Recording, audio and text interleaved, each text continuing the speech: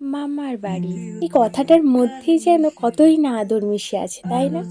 সবার মতো আমারও আমার মামার বাড়ি হচ্ছে ভীষণ প্রিয় এবং আদরের জায়গা।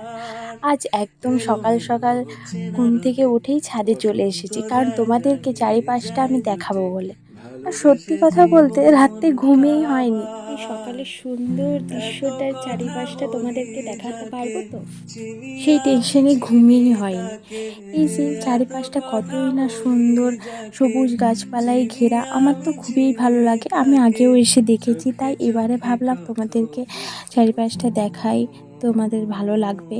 আর এই যে এটা আমাদের বাড়ির এই পেছন দিকটায় চারদিকেই গাছে ভর্তি, এটা আমাদের বাড়ির নারকেল গাছ, আম গাছ, অনেক কিছুই। সকালে ঠান্ডায় তাড়াতাড়ি করে উপরকে এসে সেই জন্য চাদরটা নিয়ে এসেছি। আর যখনই দিদার কাছে কোনো আবদার করি না কেন, দিদা আমাদের বানিয়ে দেবেই।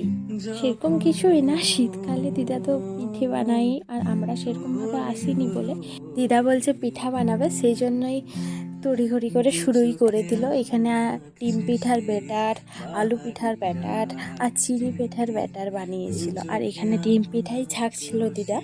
তারপরে এই যে আলু পিঠাও ছাঁকা হয়ে গেছিলো, আমি ওখান থেকে নিয়েই খেয়ে টেস্ট করে দেখছিলাম, খেতে কিন্তু অসাধারণ হয়েছে। তারপর দিদার হাতের পিঠে বলে কথা, আমার তো খুব ভালো লাগে, দারুণ। তারপরে এটা চিনি পিঠাই করছিল।